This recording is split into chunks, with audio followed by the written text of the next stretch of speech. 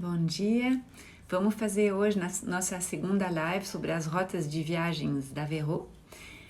Na realidade, me atrasei um pouquinho porque eu tenho um perfil de teste para verificar e estava entrando no perfil de teste, mas vamos começar agora então. Vamos falar da cidade de Reims e dos interesses então turísticos ao redor de Reims. Claro que geralmente as pessoas conhecem a cidade de Reims num bate e volta a partir de Paris, porque Paris é muito próximo. Paris fica a 150 quilômetros da cidade de Reims, que fica ao nordeste de Paris. Então, muitas vezes as pessoas vão lá somente para um bate e volta. Mas eu vou recomendar para vocês um passeio de 4 dias, então, no caso, 3 noites lá em Reims, porque realmente, para quem curte a bebida, o champanhe, para quem curte os vinhos, realmente recomendo ficar mais do que um bate e volta. A primeira coisa, então, o primeiro dia de deslocamento até a cidade de Reims, a partir da cidade de Paris, existia, até antes da pandemia, um trem que saía do aeroporto de Paris para Reims. Na realidade, o trem não chega exatamente na cidade de Reims, porque esse TGV que sai do aeroporto e que vai, no caso, na direção da Alsácia, vai parar também na Lorena, esse TGV ele para um pouquinho fora da cidade de Reims, mas a cidade de Reims está adaptada assim com um sistema de shuttle para você poder ir até o centro. Inclusive ao redor dessa estação de trem nova de Reims, que se chama Champagne, acho que o nome da estação é Champagne, ao redor dessa estação agora tem um grande centro, como é que a gente diz, profissional, porque muitas pessoas que trabalham junto com Paris vão escolher de ficar morando em Reims e não mais em Paris, porque em 30 minutos você está no aeroporto e em 40 minutos você está no centro de Paris. Então, o TGV deixou Reims na porta de Paris. É mais rápido você ir a Reims do que você ir em muitos subúrbios de Paris. Então, algumas pessoas realmente escolheram de morar em Reims e tem esse centro profissional, então, ao redor da estação de Reims. Então, a partir de Paris, você pode ir de trem ou do aeroporto ou da estação central, no caso, Paris Gare de l'Est. Só que agora, eu dei uma olhada na internet, o trem que sai do aeroporto para Reims não existe mais essa linha por enquanto. Eu acho que é por causa do Covid, que não tem mais muitos voos, então eles tiraram essa linha, mas eu acredito que ela vai voltar depois. De qualquer forma, você pode ir de trem a partir de Paris Gare de l'Est, ok? Mas a outra opção, claro, é você ir de carro. Então, se você aluga um carro para passear e para conhecer a região da Champagne, eu recomendaria 2 rotas para você ir até a região de Reims, até a cidade de Reims, e vou mostrar para vocês então a sugestão de passeio que eu dou para você ir até então a cidade de Reims. Então, aqui vou colocar. Quando vocês vão sair do aeroporto, por exemplo, de Paris, uma primeira cidade onde vocês podem parar no caminho é Senlis. Então, são só algumas ideias assim de passeios para ir até a cidade de Reims. Então, Senlis é uma cidade que tem uma catedral muito bonita, é uma catedral da mesma época que a Catedral Notre-Dame de Paris, inclusive ela também se chama Notre-Dame de Senlis, só que ela é muito menor, ela é uma das menores catedrais da França, mas ela é muito interessante porque ela tem estilos góticos desde o início da construção, um gótico primitivo, como a torre, por exemplo, que é do século XIII, até um gótico já mais tardio, um gótico flamigente. Então, ela é muito interessante conhecer a Catedral de Senlis. Tem uma pequena cidade histórica em torno e muito bonita. Depois vocês podem parar também em Compiègne. Então, em Compiègne, ali é uma foto da prefeitura de Compiègne, mas tem o castelo de Compiègne, onde, inclusive, o Napoleão III gostaram muito de viver. Em Compiègne também tem um interesse ligado à Primeira Guerra Mundial, onde foi assinado o tratado, etc. Então, Compiègne é uma cidade muito interessante e também podem parar em Pierrefonds. Pierrefonds é uma cidade que é conhecida por causa desse castelo, que é um castelo que na realidade foi reconstruído no século XIX pelo Viollet-le-Duc. Viollet-le-Duc é aquele arquiteto assim que restaurou muitos prédios e castelos na França. Então, o Viollet-le-Duc reconstruiu a pedido assim do Napoleão III, esse castelo de Pierrefonds. Então, esse é um caminho legal de se fazer para chegar até Reims. Então, os 150 quilômetros entre o aeroporto e Reims, passando por Senlis, Compiègne e Pierrefonds. E uma outra possibilidade é você passar mais para o sul, pelo Vale do Rio Marne, então sai de Paris, passa pelo Vale do Rio Marne e faz uma parada em Château-Thierry, que já é na região da Champagne, que tem essa casa ali, que é a casa do Jean de La Fontaine, o escritor, e é muito interessante visitar, se tornou um museu, é bem interessante, sim, para mergulhar na vida do Jean de La Fontaine, ok? E aí, quando você está em Château-Thierry, para ir de Château-Thierry até Reims, você já vai entrar, então, nos vinhedos, porque os vinhedos da Champagne, eles também são nessa região entre Reims e Château-Thierry. Depois, mais tarde, eu mostro um mapa para vocês vão ver, mas esses vinhedos, que são os vinhedos do Val do Marne, então, vão acompanhar você numa rota que é considerada, assim, panorâmica. Vocês podem, de repente, já ter visto que nos mapas franceses, às vezes tem, os mapas Michelin, tem a estrada como é que eu vou dizer? Tem, ao lado da estrada tem um traço verde. Quando tem um traço verde, significa que essa estrada é bonita e panorâmica, assim, ela tem um interesse turístico. Então, essa estrada entre Château-Thierry e Reims é muito bonita porque passa pelos vinhedos, ok? E aí, então, vocês vão chegar em Reims. Então, Reims é uma cidade que é muito famosa por causa da sua catedral e do seu champanhe. Então, eu vou primeiro mostrar para vocês o que poderia fazer, então, num primeiro dia, no caso, num segundo dia, porque primeiro dia você foi até Reims, e no segundo dia eu recomendo passar o dia inteiro em Reims. Então, vou falar primeiro um pouquinho das possibilidades de hospedagem que você vai ter quando você vai ir em Reims, porque, na realidade, existem várias possibilidades. Eu sugiro para vocês, assim, se não querem fazer um gasto muito alto, ficar num dos hotéis do Centro Histórico de Reims. Ali, essa praça aqui é a Praça Drouet d'Elrond, ao redor da qual tem vários hotéis de 3, 4 estrelas. No fim dessa avenida também tem a estação de trem. Perto da estação de trem tem vários hotéis. Então, essa área aqui da cidade é uma área muito boa de ficar no hotel, até porque tem muitos restaurantes e a pé você está acho que uns 15, 20 minutos da catedral, então muito pertinho, e dos outros atrativos também turísticos da cidade de Reims, ok? Então eu acho que recomendo muito vocês ficarem então nessa parte central da cidade de Reims.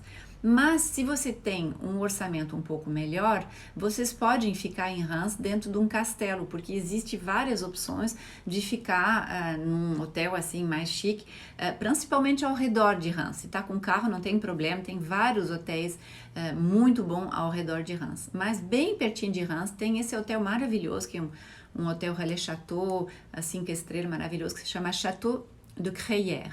Então, Crayères é a palavra, vou falar para vocês depois, que a gente utiliza para falar essas caves, que foram escavadas dentro da rocha, porque a cidade de Reims fica numa colina de calcário, e dentro desse calcário, então, é possível escavar para retirar a rocha para as construções. Então, esses buracos que foram cavados dentro da craie, em francês, o gesso, o calcário, se chama craie, a gente chama esses buracos de Crayères. Então, esse castelo, esse hotel se chama Château de Crayères, porque ele fica em cima de uma parte de Reims, onde tem esses buracos que são as caves, que é a colina Saint-Nicaise, que depois vou falar para vocês porque também tem as vinícolas que ficam ali. Mas para falar um pouquinho então do castelo, a entrada realmente é muito bonita e é um lugar assim super bonito. Só quero colocar umas fotos para vocês terem uma ideia, porque eu fiz uma visita, não me hospedei, nunca tive a oportunidade de me hospedar lá, mas eu visitei o lugar, é realmente muito bonito. E além de ter assim essa decoração muito linda dos quartos, muito conforto, um hotel 5 estrelas, tem um restaurante maravilhoso. Então, na realidade, vocês podem também não se hospedar nesse hotel, mas vocês podem ir lá para jantar ou almoçar. Então, é um restaurante gastronômico maravilhoso. Era com 3 estrelas no Guia Michelin, não me lembro se agora ainda tem as 3 estrelas, mas é um lugar maravilhoso. E se vocês não querem também gastar tanto, nem para dormir, que deve ter as diárias em torno de 1.000 e poucos euros, então se você não quer dormir por 1.000 euros e não quer jantar por 200 ou 300 euros, e tem uma terceira opção também, é ir no restaurante assim, no bistrô, que eles chamam agora os bistronomiques, que eles têm, que fica dentro do jardim, dentro do parque do castelo. Inclusive o restaurante se chama Le Jardin e é muito legal porque é uma cozinha aberta, a gente vê eles cozinhando. Então isso eu jantei ali, é realmente um lugar muito legal. Então é uma oportunidade de conhecer o Château de Crayères, no caso o seu restaurante, o seu bistrô, se vocês quiserem, quando estiverem em Reims. Uma outra opção também de hospedagem perto de Reims, e esse lugar que isso sim, me hospedei, gostei muito, é um hotel que não abriu há muitos anos, acho que vai fazer uns 5 anos agora, se chama o Hotel do Château de Sacy, que é uma cidadezinha perto de Reims, que fica no meio dos vinhedos. Essa foto é batida no inverno, no final do inverno, então claro, não fica tão bonito, mas é um lugar muito bonito, os quartos são super confortáveis, também tem um restaurante muito legal. Aqui é uma vista do hotel para o pequeno vilarejo de Sacy, então no meio dos vinhedos. Então isso era para mostrar para vocês as opções perto de Reims. E a outra opção, eu vou retirar os comentários por enquanto só para facilitar a vista das fotos.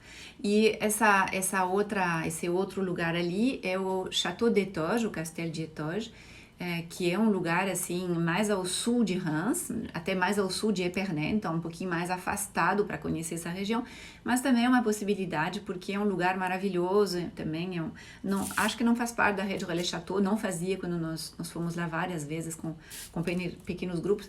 É um lugar realmente muito charmoso, que fica no meio dos vinhedos da Côte de Sézanne, então um pouquinho mais ao sul da região da Champagne, ok? Então esse aqui era para mostrar para vocês então as opções de hospedagem quando está em Reims. E aí no segundo dia então eu recomendo para vocês fazer a visita então da cidade de Reims. Então claro que a primeira coisa que eu recomendo muito de visitar e com bastante tempo, com bastante calma, é a catedral. A catedral de Reims foi construída também mais ou menos na mesma época que a catedral de Paris, é uma catedral de estilo gótico.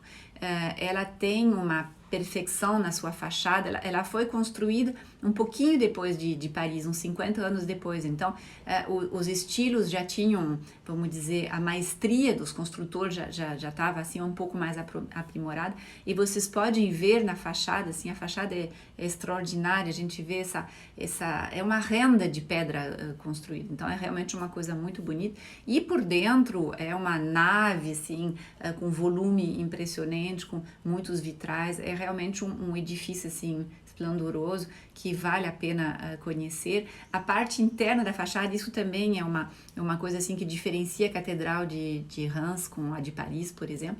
A parte interna da fachada, da fachada ocidental, ela é toda esculpida, então ela tem essa rosácea em cima, ela tem uma rosácea inferior e ela é totalmente esculpida, então realmente ela é esplendorosa. E se vocês verem a parte externa também, essas esculturas que tem nos pórticos, vocês podem ver mais informação, eu recomendo muito se vocês querem saber mais sobre a catedral e outras questões arquiteturais, assim mesmo, arquitetônicas da cidade de Reims, e eu fiz uma live no mês de novembro, no dia 19 de novembro, sobre a arquitetura na região Grand Est. E eu falo bastante dessa catedral, falo bastante da cidade de Reims.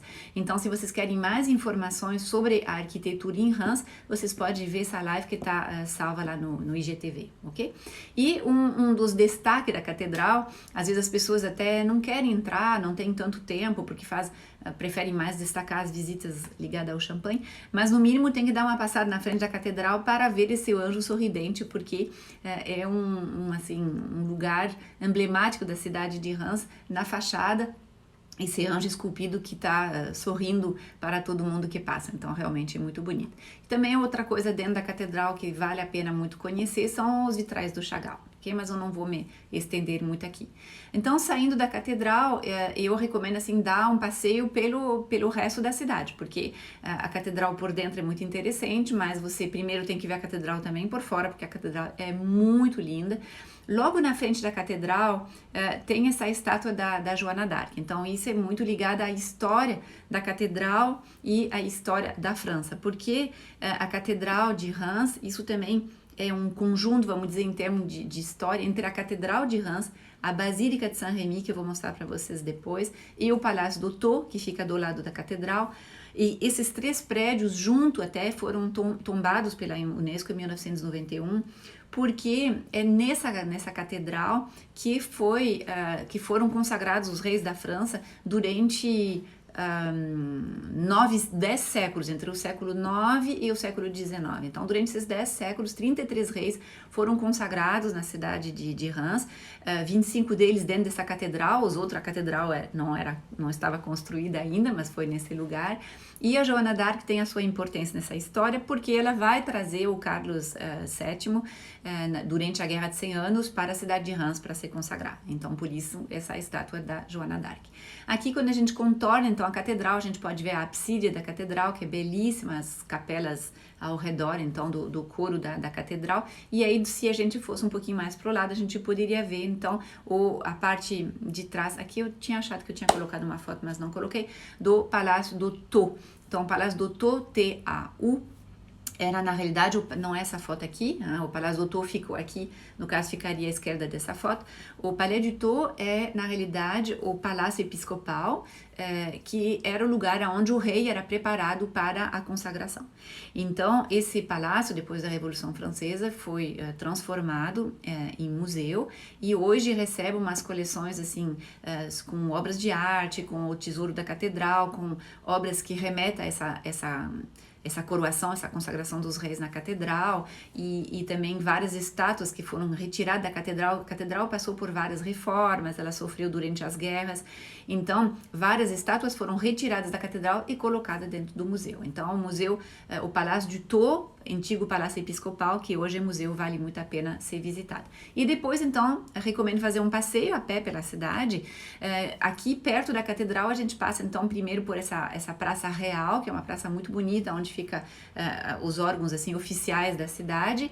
Depois vocês podem ir numa parte assim mais medieval da cidade, inclusive passando pela Praça do Fórum, onde tem os restos romanos. A cidade também foi uma cidade romana, então tem alguns vestígios assim romanos, e poderia chegar então por essa caminhada até a prefeitura.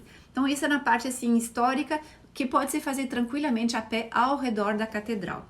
Depois eu acho assim que absolutamente necessário de visitar a Basílica de Saint-Rémy. Ela fica numa outra parte de Reims. Se você gosta de caminhar, dá para ir a pé, mas é uma caminhada de quase 1 hora, mais ou menos assim, entre essa parte assim final do passeio, vamos supor, por exemplo, a prefeitura e a Basílica de Saint-Rémy é um outro bairro da cidade, então seria uma caminhada um pouco grande, mas pode ir com carro tranquilamente, é fácil de estacionar por ali. E essa Basílica então de Saint-Rémy, coloquei aqui 2 fotos, porque eu acho esse lugar assim tão bonito.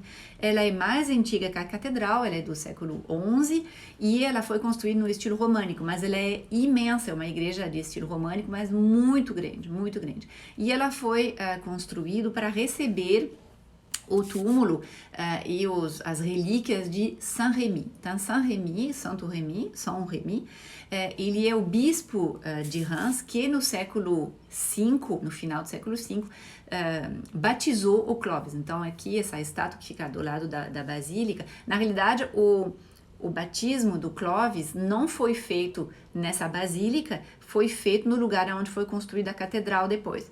O lugar da basílica é o lugar onde foram colocadas as relíquias do Saint-Rémy, ok? Mas do lado da Basílica de Saint-Rémy tem essa estátua assim que simboliza, que conta essa história do bispo, então, batizando o Clovis, o rei franco, que vai se tornar católico, e dali vai começar, então, essa linhagem dos reis francos, franceses católicos, ok? Então, muito importante visitar essa igreja essa basílica de Saint-Rémy, muito bonita.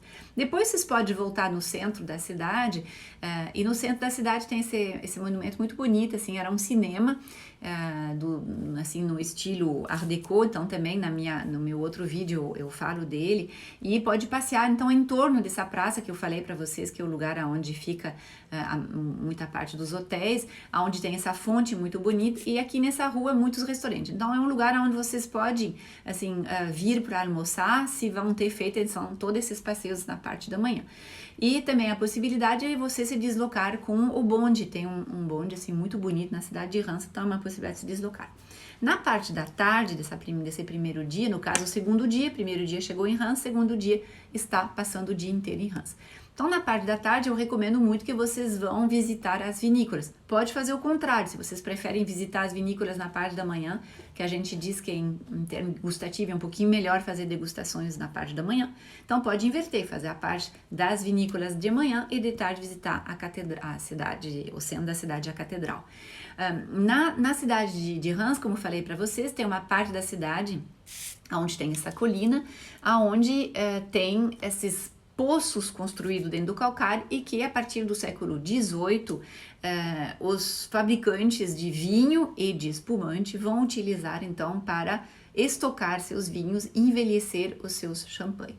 Então aqui vou mostrar para vocês uma visita que a gente fiz várias vezes, mas uma delas então na cave da Veuve Clicquot, que é uma personagem assim muito famosa na história então da viticultura da região da Champagne, e a Veuve Clicquot então se instalou numa dessas, nessa colina de Saint-Nicaise, junto com muitos outros, Ruinart, deixa eu dar para você alguns dos nomes, Pommery, Charles-Sic, Martel, Tétinger. Então são várias assim dessas caves, essas maisons de champanhe muito famosas que se instalaram nesse lugar. E aqui por essa foto vocês conseguem ver, essa foto é uma escada, assim, a gente desce muito profundo, a gente desce muito no fundo mesmo das caves para fazer a visita. Aqui eu vejo que tem uma pergunta, então eu vou ver, não, acho que não é uma pergunta aqui. Então, eu vou voltar, eu achava que era uma pergunta, mas não é, desculpa. Então, a gente desce nessa cave e quando a gente faz essa descida, então a gente acaba chegando, se a gente olha para cima, a gente vê essas saídas de ar, né, inclusive para a gente poder respirar, e pequenas entradas de luz, que são, na realidade, os buracos pelo qual, antigamente, que não tinha essa escadaria grande, pelo qual eram extraídas pedras. Então, desde a época galo-romana, então desde os primeiros séculos da nossa era, e principalmente na Idade Média, essas pedreiras subterrâneas, essas minas, vão ser exploradas, retirando essa pedra para fazer a construção, tanto na região da Champagne, como muitas vezes das catedrais ao redor de Paris, extrair as pedras muito boas dessa região para levar para outras regiões para a construção. E ficou, então, no subsolo dessa colina, centenas de, assim, dezenas e dezenas de quilômetros de galerias com essas grandes crayères, esses grandes poços abertos. Aqui a gente vê que tem uma rua até com uma sinalização, porque dentro das caves da Veuve Clicquot eles precisam circular com os equipamentos, com o material, assim, para transportar as garrafas, porque aqui vocês podem ver que nesses lugares eles estocam as garrafas para envelhecer. Então, eles aproveitaram esses espaços, que cada um desses espaços se chama de crayère, como eu falei para vocês, cada uma tem um nome, que geralmente é uma homenagem a uma pessoa que trabalhou dentro da vinícola, e aí então eles envelhecem os vinhos. Aqui a gente pode ver que as garrafas ficam então paradas durante muito tempo, e depois na fase terminal, quando já está pronta, então a segunda fermentação aconteceu na garrafa, então aí eles vão colocar as garrafas dentro desses púlpitros com uma certa inclinação para deixar descer então os depósitos e poder retirar para então produzir o champanhe, para retirar os depósitos e poder comercializar. E aqui é uma foto de uma escultura que tem nas paredes lá dessa cave da Veuve Clicquot, mas nas outras caves, Pommery também tem muitas esculturas, porque essas caves eram um lugar, assim, claro, onde era muito chique de receber as pessoas para fazer as degustações, então também essas caves foram decoradas. Então é um lugar bonito de conhecer, não somente para ver como é preparado o champanhe, como é estocado o champanhe, como para ver essas obras que tem dentro das próprias caves. Na realidade, quando a gente visita essas caves, eu já visitei Pommery, Tétinger, Veuve Clicquot, a gente não vê a parte da produção do vinho, a primeira parte do champanhe, que produzir primeiro um vinho, porque isso geralmente é feito fora desse lugar, é feito dentro das adegas que ficam na zona de produção da uva, e depois o vinho é trazido nessas caves para a parte do envelhecimento e dessa segunda fermentação na garrafa, ok? E aqui depois então a gente vai fazer as degustações. No caso da Veuve Clicquot, existem várias opções de degustações, como em quase todas essas caves, é possível se reservar. Antes do Covid já era possível, depois vai ser ainda mais possível, porque certamente vai ser um pouco complicado para eles, assim, retomar a clientela. Então, é possível reservar, geralmente pela internet, para fazer uma degustação. Existe N tipo de degustação, das mais simples até as mais sofisticadas. Aqui, por exemplo, coloquei na foto um champanhe deles, assim, que se chama La Grande Dame, que seria um champanhe, assim, mais top de linha deles. O champanhe que eles vão fazer a partir das melhores uvas, etc. E safrado significa, assim, com um ano específico. Então, esses champanhes são oferecidos quando você vai fazer uma degustação mais VIP, ok? Aí depois eu coloquei aqui uma foto de uma outra cave, que seria no caso a cave Tétanger, também uma cave subterrânea, muito bonita. Aqui a gente vê também no momento que eles colocam as garrafas no púlpitro para poder retirar os depósitos. Então a gente sempre vê nas caves uma coisa assim um pouco parecida. Esse aqui é um lugar onde a gente tem uma pequena loja. A Tétanger não tem uma loja tão grande quanto a Veuve Clicquot, porque essas grandes maisons de champagne, elas desenvolveram toda uma linha de produto, porque às vezes você, como os brasileiros, assim, não pode muito levar para fora as garrafas, muito complicado, mas você gosta de levar um produto para sua cozinha, para sua decoração. Então tem um monte de produtos assim secundários dessas marcas, coisas muito bonitas. E também, claro, eles vendem os seus champanhe. Então aqui é a pequena loja da Tétanger, aqui uma das salas que eles utilizam às vezes para fazer degustação na Tétanger, ok? Um outro lugar maravilhoso para fazer degustação não fica na Colline de Saint-Nicaise, fica mais no centro de Reims, porque tem algumas vinícolas que ficam no centro de Reims, é essa cave, essa Maison Krug. Então a Krug ela é muito interessante de conhecer, já é muito mais difícil a gente fazer uma degustação lá, não é aberta da mesma forma, tem que ter um pouquinho mais, assim, de repente, de passar por intermédios de pessoas, assim, que vão ter a possibilidade de abrir as portas, mas essa Maison Krug é muito interessante, porque ela só faz champanhe de altíssima qualidade. Ela não tem uma produção de grande quantidade como a Veuve Clicquot, como a Moët Chandon, como a Mumm, como todas essas outras assim que a gente vê mais no Brasil. Então essa Krug, ela vai produzir então um champanhe muito exclusivo. Então até a visita é muito exclusiva. Aqui vocês podem ver os prédios da Krug, e uma coisa interessante é de ver que eles têm essas barricas de carvalho, porque na realidade eles envelhecem o champanhe dentro dessas barricas, os vinhos dentro das barricas, antes de fazer então depois a segunda fermentação e poder engarrafar ultimamente.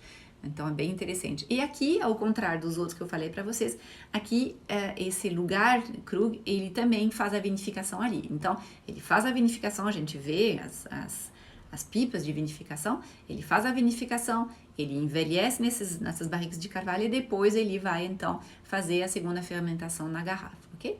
E depois a gente pode então fazer uma degustação. Eles têm uma sala de degustação quando você vem, por exemplo, com uma confraria, com um grupo e você quer fazer uma degustação, é muito bem organizado, é muito bonito, então realmente é um lugar de destaque. Aqui a gente vê, por exemplo, essas diferentes garrafas da Krug que a gente degusta, todos os vinhos deles são numerados, a gente pode seguir desde quais são porque o champanhe é sempre uma mistura de várias parcelas, uvas produzidas em várias parcelas. Então aqui você pode, pelo número, você pode conseguir acompanhar na internet exatamente como o seu champanhe foi produzido, com qual lugar de produção, que ano de produção, é bem interessante. Então vale muito a pena de visitar a Cave Krug para quem pode, porque como falei para vocês, não é exatamente aberto para todos. Agora eu vou falar para vocês então do segundo dia de passeio. Você passou todo o primeiro dia na cidade de Reims, pode ter passado de repente mais tempo, porque se você quer fazer várias caves de champanhe, pode de repente passar 2 dias inteiros em Reims, um só para fazer os passeios pela cidade, inclusive tem um comércio muito bom também, se quiser, e um para fazer só as caves, então pode passar mais do que um dia inteiro em Reims. Mas a minha ideia era passar um dia em Reims e no segundo dia vocês irem então conhecer a região que fica entre Reims e Épernay. Aqui eu coloquei para vocês um mapa de toda a região vinícola da Champagne.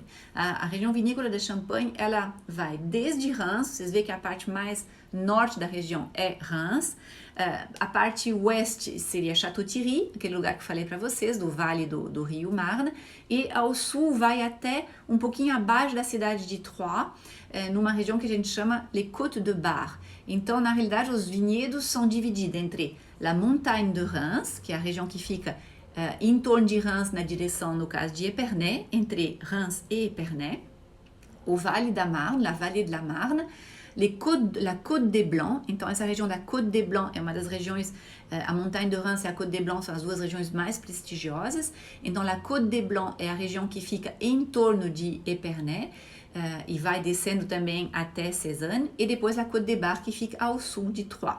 Okay? Esse total dos vinhedos cobre 33 mil hectares, então é uma região muito grande. Os vinhedos da Champagne é uma região realmente muito grande, uma área de produção muito importante, e ela é dividida em 319 crus. O que a gente chama cru, não sei se você se lembra, quando a gente fala de outras regiões vinícolas, inclusive se vocês querem também, eu tenho uma live que eu fiz que está no IGTV sobre o beabá dos vinhos, onde eu explico um pouquinho toda essa questão. Então, tem 319 cru, que corresponde mais ou menos a um vilarejo, a uma denominação, e desses 319, 42 são considerados premier cru e 17 são considerados grand cru. Na realidade, na região da Champagne não se dá tanta importância a isso, porque as maisons de Champagne, as que são mais conhecidas, que têm um marketing mais forte, elas não comunicam muito nessa questão de premier cru, de grand cru. Elas produzem um champanhe padrão. O que elas mais produzem em maior quantidade é um champanhe padrão. Claro, de excelente qualidade, mas padronizado. Padronizado significa o quê? Elas querem que o champanhe delas tenha sempre o mesmo gosto. Para o champanhe ter sempre o mesmo gosto, elas vão fazer sempre uns cortes, vão fazer corte de anos, corte de diferente cru, e vão não necessariamente utilizar premier e grand cru, pelo contrário, vão mais utilizar os crus básicos, vamos dizer, que elas vão então cortar entre vários anos, e também outra coisa importante, entre várias cepagens, vou falar, entre várias variedades de uva, vou falar para vocês depois para vocês isso. E então a gente acaba esquecendo um pouquinho que tem os Grand Cru e o Premier Cru. Mas se você vai comprar os melhores champanhe dessas casas, dessas maisons, então os melhores vinhos do Roederer, os melhores champanhe, desculpa, de Roederer, de Perrier-Jouët, de Ruinart, Veuve Clicquot, Chandon, de Moët et Chandon. Então, se você vai comprar os melhores vinhos, melhor champanhe deles, então vão ser champanhes que vão ser feitas a partir das uvas desses Premier Cru ou Grand Cru. E outra coisa interessante, quando você vai visitar os pequenos produtores, porque tem muitos pequenos produtores, tem em torno de 2.000 pequenos produtores que fazem assim também, que muitos deles comercializam diretamente, então eles muitas vezes vão produzir nesses vinhedos de Premier Cru e de Grand Cru. Então, desculpa, às vezes é muito interessante também fazer visita nesses pequenos produtores, além dessas grandes maisons, ok? Aqui eu coloquei também para vocês o exemplo de algumas dessas cidades que são de Grand Cru, Verzy, Bouzy, Avis, Vertu, que são essas denominações de Grand Cru.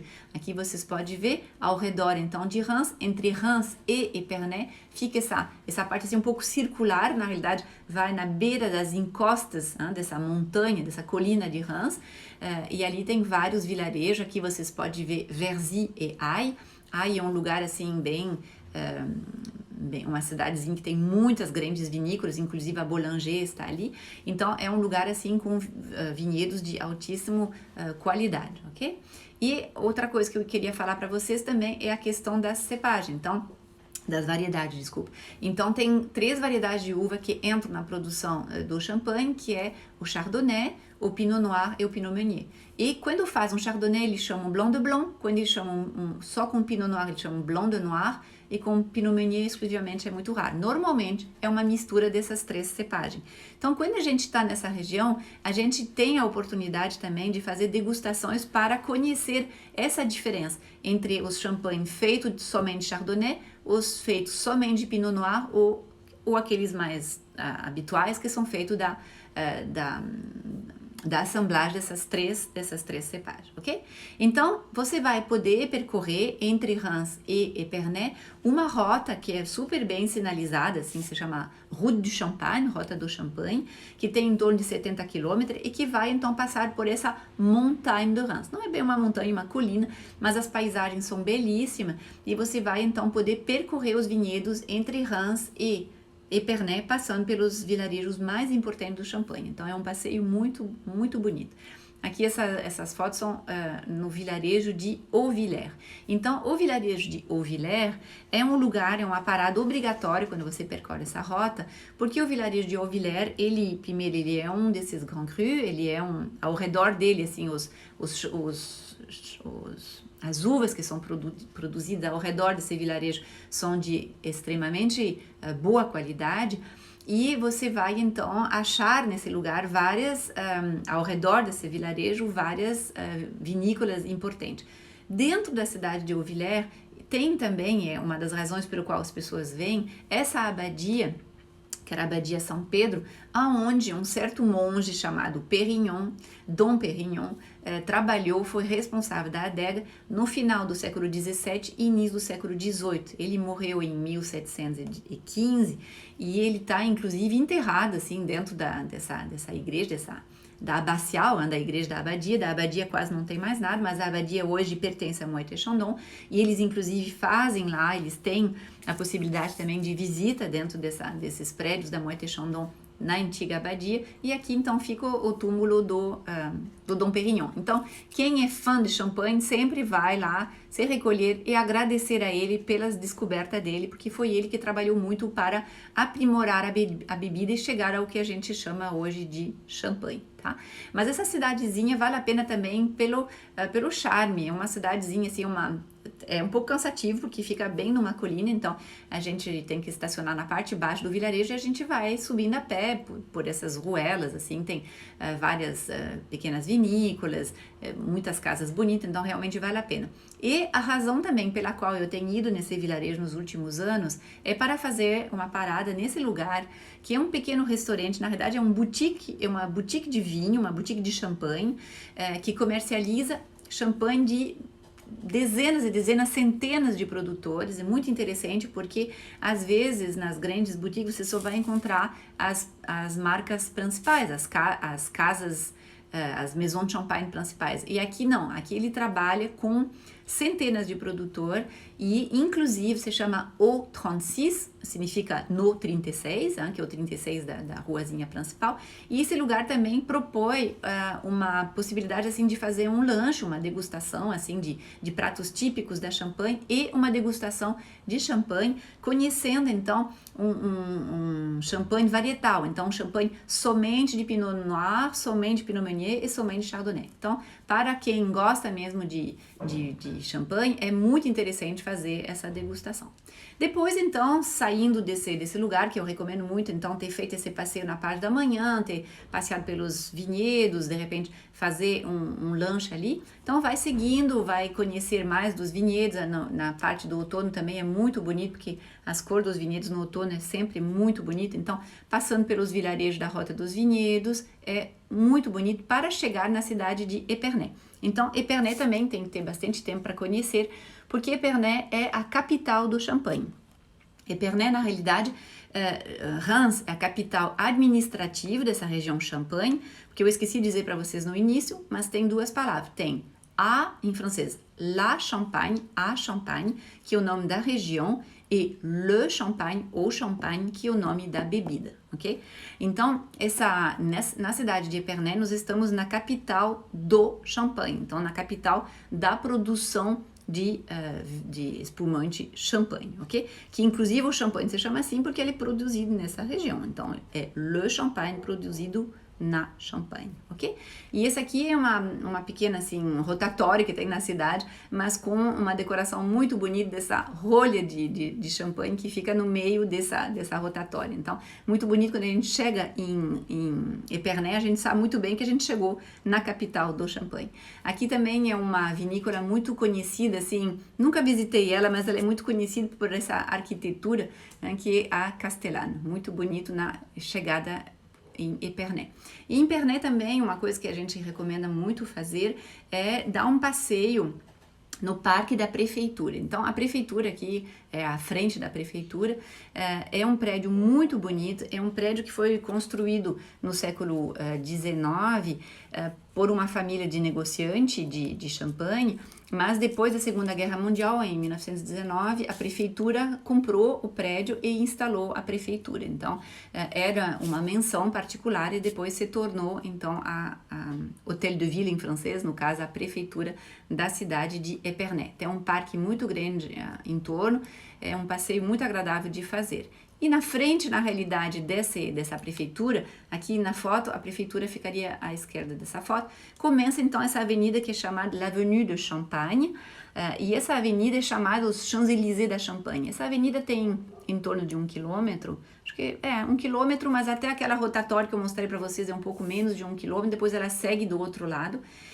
Então a parte que a gente geralmente percorre em torno de uns 500 metros, e nesses 500 metros então tem muitas das grandes maisons de champanhe conhecidas assim, do mundo inteiro e que ficam então na cidade de Épernay, que é a Moët & Chandon, a Vrancken, a Mercier, a Paul Roger, Perrier-Jouët e mais algumas outras. Então, ali passeando por essa avenida, você vai poder ver os prédios, conhecer e entrar em algumas para fazer degustação, porque também a maioria delas tem essa possibilidade, reservando com antecedência, de fazer uma degustação.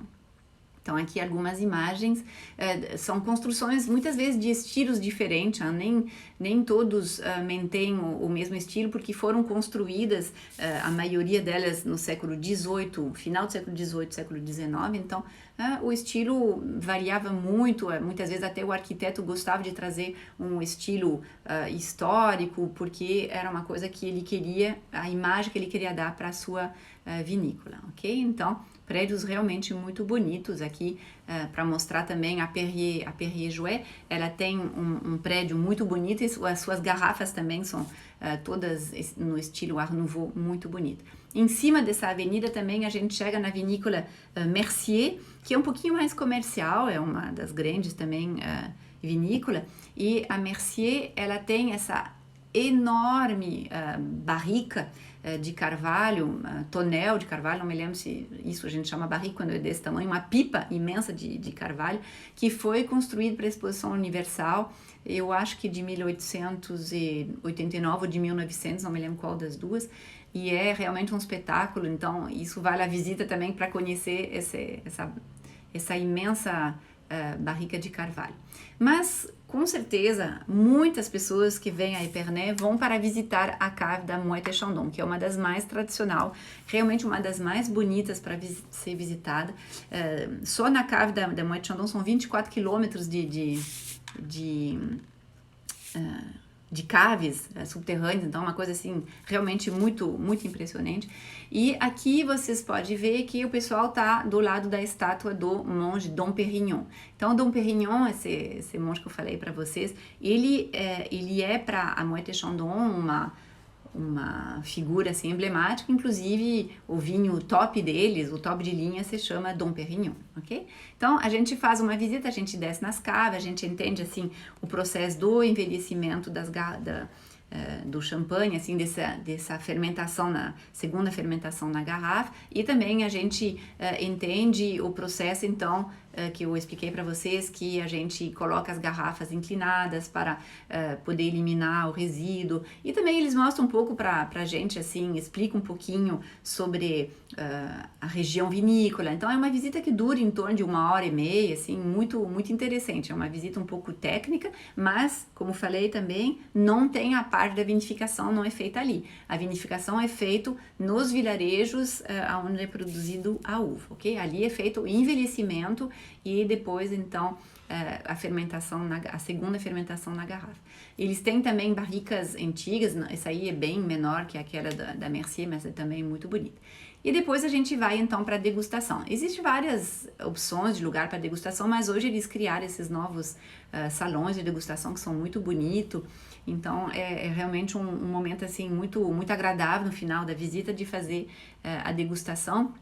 Dependendo das opções de degustação, você pode ter ou somente um espumante imperial, ou pode ter um rosé, ou pode ter também um milésime, aquele... Então, tem várias opções de degustação, ok? Ali, então, eu degustando essas bebidas maravilhosas. Depois, claro, recomendo vocês passar um tempo na loja da Moët & Chandon. Eles têm uma loja com muitas coisas bonitas, assim, para casa, além das bebidas, claro. Então, sempre as pessoas gostam de passar um tempinho na loja. Se você tem também um grupo e quer fazer uma degustação bem diferenciada, existe a possibilidade de fazer a degustação nesse prédio ali, que se chama Trianon, que é, na realidade, não me lembro se é Trianon, agora pode ser que não é Trianon, não. Que é a orangerie, a antiga lugar onde eles guardavam as laranjas, sabe que nos antigos mansões, castelos, as pessoas sempre tinham dentro do jardim um prédio que era construído, sempre muito bonito, onde eles guardavam durante o inverno as plantas mais frágeis, um tipo de uma estufa para o inverno. E durante o verão as plantas eram colocadas no jardim e o prédio podia servir para fazer festas. Então, esse prédio, essa orangerie da Maison Moët & Chandon pode ser também utilizado para fazer festas, para fazer jantar, degustações. Então, é uma coisa realmente muito especial. Eu tive a oportunidade com uma confraria de fazer um jantar de despedida ali, tomando Dom Pérignon. É realmente muito especial, muito, muito especial. Então, isso seria para o segundo dia de passeio e também, como falei para vocês, não deixar de visitar de repente um pequeno produtor. Aqui a gente está visitando esse produtor, o Bernard Tornet. Eu tenho ido várias vezes porque eu gosto muito do atendimento que ele nos dá. Os champanhes dele são maravilhosos, com preço bem inferior a essas grandes maisons. Então, é um lugar que eu gosto de ir, mas existe inúmeras opções de você visitar um pequeno produtor. Então, isso é uma coisa que realmente é muito legal. Então, você voltou a Reims ou no seu hotel, aonde for, e aí no último dia, então no quarto dia do passeio, como falei sempre para vocês que eu vou sugerir em torno de 4 dias de passeio, você está na realidade saindo de Reims. Então, eu acho que quando a gente está em Reims, o que combina mais, assim, depois de Reims, ou é de ir para a região da Lorena. No caso de Reims para Lorena, você tem em torno de 200 quilômetros para ir até Metz, 190 até Metz, 210 até Nancy. Então, você pode ir nessa região da Lorena para ir até a região da Alsácia, então isso é uma opção de passeio, ou você pode descer na região, descer ao sul da região da Champagne para ir na direção da Borgonha. Eu acho que isso também é uma opção muito boa. E o quarto dia, então, que eu vou um pouco descrever para vocês, esse quarto dia seria um dia para ir de Reims até a região da Borgonha. Então, quando você vai fazer essa descida, você primeiro vai parar na cidade de Troyes, que fica a 125 km ao sul de Reims, então não é muito longe. E a cidade de Troyes, como falei para vocês, ela fica perto dos vinhedos da Côte de Bar. Então também ela tem essa produção de champanhe e o centro histórico da cidade tem um formato, o centro da cidade tem um formato de rolha de champanhe. Claro que você não vai se dar conta disso, tem que ter uma vista aérea para ver isso, mas é um detalhe engraçado, assim, inusitado. E você vai, então, recomendo muito passear no centro histórico de Reims, é uma cidade, de Troyes, desculpa, é uma cidade que é conhecida por a grande quantidade de casas de estilo enxaimel que tem. Então, também eu falo disso dentro daquele IGTV sobre a arquitetura, mas repito aqui, realmente vale a pena conhecer Troyes para ver essas casas. Tem ruelas muito estreitas, tem casas que são totalmente tombadas, mas ainda estão de pé. Então é muito interessante visitar a cidade de Troyes e visitar as igrejas de Troyes. Tem igrejas com obras assim do estilo gótico maravilhoso. Então a cidade de Troyes realmente vale a pena ser visitada. E depois, se você vai, então, descer um pouquinho mais abaixo de Troyes, você pode chegar em Chablis, na região da Borgonha. Chablis são os vinhedos da Borgonha mais ao norte. Então, você desceu o sul da Champagne, abaixo de Troyes ainda tem um pouquinho de Champagne e logo depois, então, começam os vinhedos da Borgonha. Então, aqui em Chablis, a gente está em cima da colina do Grand Cru de Chablis e lá embaixo a gente vê o vilarejo. Então, Chablis é um lugar muito legal para fazer degustação, para passear nos vinhedos. Claro que se a questão, assim, do vinho não é tão seu interesse, então vou sugerir um outro roteiro. Mas para quem gosta muito de vinho, eu recomendo, então, sai de Reims, passa por Troyes e vai fazer uma parada em Chablis. E no fim do dia você pode chegar, por exemplo, em Vézelay, que é também na região da Bourgogne, um pouquinho mais abaixo de Chablis. No caso, para ir a Vézelay são 240 km a partir de Reims. Então, a Vézelay é conhecido por essa basílica de Maria Magdalena, que é tombada também na Unesco, e é um pequeno vilarejo, é um charme, é um lugar maravilhoso, tem alguns hotéis de charme ao redor. Então, saindo de Reims, pode parar em Troyes, parar em Chablis e terminar então esse dia nesse norte da Borgonha, porque depois, o dia seguinte, você vai começar a visitar a Borgonha. E a outra possibilidade, depois de Troyes, é, em lugar de você ir nessa parte da Borgonha, você se dirigir para a direção de Dijon, a capital, que no caso de Reims para Dijon são 300 quilômetros. São 300 quilômetros passando por Troyes, como falei para vocês, que fica a 125, e passando, por exemplo, por essa cidadezinha de Essois, se escreve Essoyes, mas se pronuncia Essois, que é a pequena cidade super charmosa aonde viveu o Renoir. Então é um lugar assim, é um encanto do lugar, é super pitoresco, então é um passeio que vale a pena fazer. Tem no cemitério da cidade, então tem o túmulo do Renoir e é realmente um lugar muito bonito. E aí depois, então, você pode chegar no final do dia em Dijon e depois começar, então, um passeio na região da Bourgogne. Então, quero desejar para vocês muitos champanhes na sua vida, muitas coisas para festejar depois do Covid, se Deus quiser. E vou colocar de volta agora os comentários. Se vocês têm algumas perguntas sobre esse roteiro, vou reativar aqui os comentários para vocês poderem colocar. Se vocês têm algumas perguntas sobre esse roteiro.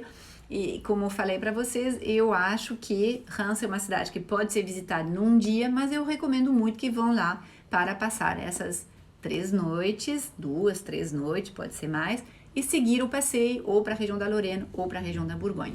Então, fica à disposição aqui de vocês alguns minutos, de repente, para alguma pergunta que vocês queiram fazer sobre a cidade de de Reims. Também tem a possibilidade, em lugar de se hospedar em Reims ou nesses castelos que eu falei para vocês, tem a possibilidade de se hospedar em Épernay. Muitas vezes as pessoas pedem assim, eu vou na Champagne, eu quero ficar em Épernay. Eu já fiquei em Épernay, tem uns hotéis muito bons, um hotel muito bom que eu fiquei, inclusive, agora não me vem na cabeça o nome, é um hotel muito bom mesmo, que fica na Avenue de Champagne, mas eu esqueci o nome, só que não me parece tão interessante porque a cidade de Épernay não tem tantas opções de restaurante, opções comerciais, então eu acho sempre um pouquinho mais interessante ficar numa cidade um pouco maior, para poder ter mais estrutura e ir visitar as outras cidades. Porque se você quer ficar num lugar mais charmoso, aí é melhor ficar no interior mesmo. Aí você fica no Château de Sacy, você fica no Château d'Étoges, então nesses que eu mostrei para vocês que ficam no interior. Ou se você tem muito dinheiro, você pode... qual é o nome da boutique de champanhe em Reims? Então, aquela que eu falei para você não era em Reims, aquele que eu falei para você é em Auvillers e se chama Au 36, AU depois 36, Au 36. Fica na cidadezinha de Auvillers. Na cidade de Reims tem várias boutiques que vendem assim, mas eu não falei nenhuma específica, inclusive eu acho que você pode comprar champanhe dentro das próprias caves de champanhe. Aqui alguém está me perguntando quais são os locais que vão ser visitados no roteiro de junho. Boa pergunta. No roteiro de junho, se Deus quiser, se o Covid nos deixar, nós vamos fazer um roteiro que começa por Reims e depois vai então para Lorena, para Alsácia. Nessa parada em Reims, nós vamos visitar... Eu acho que a Moët & Chandon, se eu me lembro bem. Então, nós vamos ir para Épernay, visitar a Moët & Chandon. Nós vamos parar em Auvillers, conhecer o vilarejo, conhecer os vinhedos.